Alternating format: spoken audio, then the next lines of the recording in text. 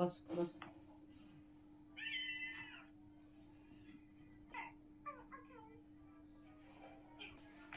মজা?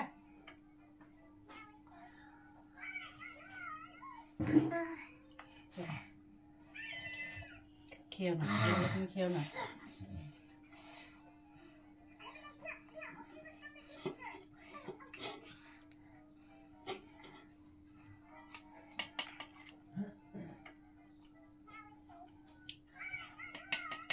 ভাত আছে না নাই গো হবে?